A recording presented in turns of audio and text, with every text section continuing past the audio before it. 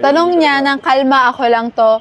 Boss, matagal na po akong OFW. Ano pong gagawin ko kasi may asawa at anak po ako pero mukhang wala na po akong uuwian kasi nakahanap po siya ng iba at buntis na po siya ngayon. Anong mapapayo mo sa akin? Uuwi pa ba ako o mag-stay na lang po dito sa ibang bansa? Ganito. Una muna dun sa mga yung mga paalis pa lang ng abroad. Hatiin ko yung sagot ko sa tatlong parte. Una, bago ka umalis ng abroad, you have to consider na merong malaking possibility na baka pag alis mo ng Pilipinas, pag uwi mo, hindi na kayo nung kasama mo sa buhay. You have to put that into the equation. Kaya mo ba? Una yun.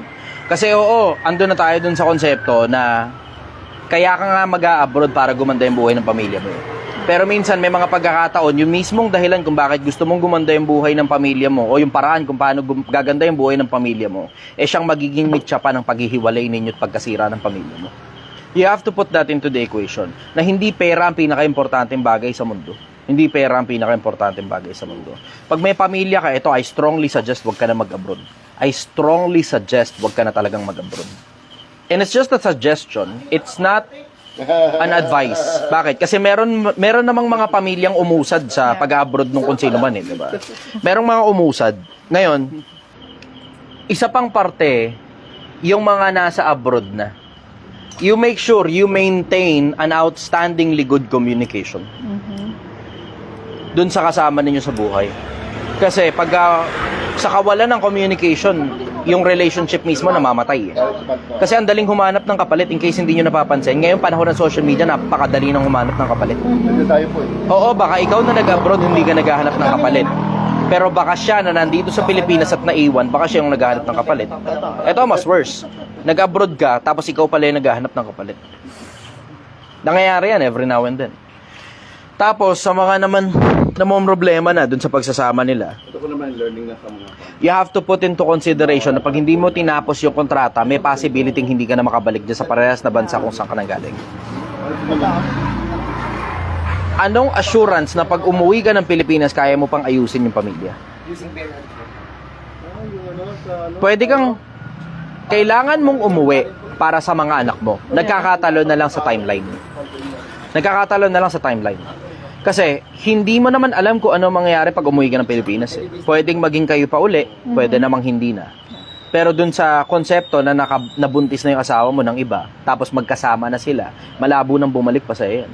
Tapos, kung bumalik man sa'yo, tatanggapin mo ba? Yun ngayon yung mga kailangan mong sagutin ng mga klase ng tanong sa isip mo bago ka umuwi ng Pilipinas. Kasi, itatapon mo na ngayon yung dahilan kung bakit ka nag-abroad in the first place, which is pera. Was supposed to be, yung pera na yun, gagamitin mo pampaganda ng pamilya. Pero naandyan ka na, nasira na pamilya mo Wala ka na ngayon choice. Diba? You don't have a few, you only have a few options. At isa dun sa mga option na yun, yung umuwi ng Pilipinas, na baka wala kang dala, biglaan lang. Ang trouble mo, is yung konsepto, na kapag kahit hindi mo tinapos yung kontrata, hindi ka na makakabalik. Pag bumalik ka naman ng Pilipinas at hindi mo tinapos yung kontrata and you have chosen your family, wala namang assurance na babalik pa rin sa'yo yung kasama mo sa buhay. Walang assurance yun. Wala ring assurance na magkakaroon ng maayos na kinabukasan yung mga bata kapag nandyan ka sa abroad o nandito ka sa Pilipinas. So ako, diretso, pumili ka na lang ng isang. Madami kang kalsada na nasa harap mo ngayon. Pumili ka ng isa, tapos go full speed ahead. Kalimutan mo na yung ibang options. Pag hindi gumana, tsaka mo na lang i-reconsider yung mga dating options mo. Pero alam mo, isa sa mga pinakamalalaking bagay na natutunan ko sa buhay, bigay ko sa inyo, isa sa mga malalaking sikreto ko pagdating sa pagdedesisyon. Type yes, Pilipinas kung nakikinig ka. Gusto ko lang masigurado ngayon na nakikinig. Kasi medyo mabigat itong tanong na ito. Tungkol sa mga desisyonang mabibigat. Ganito, Pilipinas. Isa sa mga pinakamalalaking tool na ginagamit ko pagdating sa pagdedesisyon,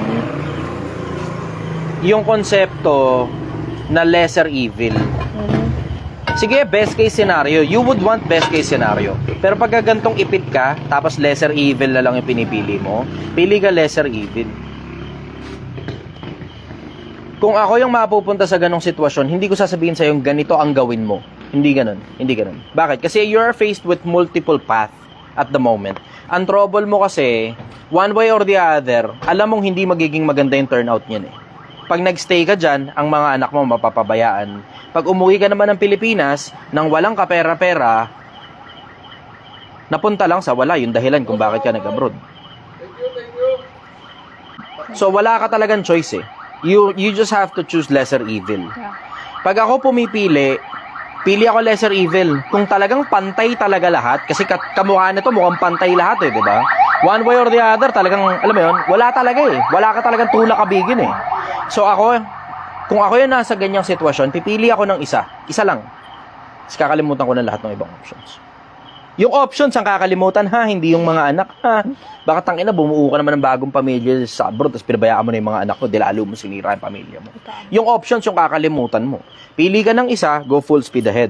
Kasi pagdating naman sa bandang, alam mo yun, pag lumipas pa ilang panahon, you will be faced with another crossroad. Hindi na yung katulad ng unang crossroad na meron ka ngayon na iniwan ka ng misis mo, sumama sa iba, nabuntis siya ng iba, ngayon magkasama na sila. Tapos ang mga anak mo, hindi mo naman alam kung ano buhay ngayon. Diba? Hindi ka na mapupunta sa ganong crossroad uli.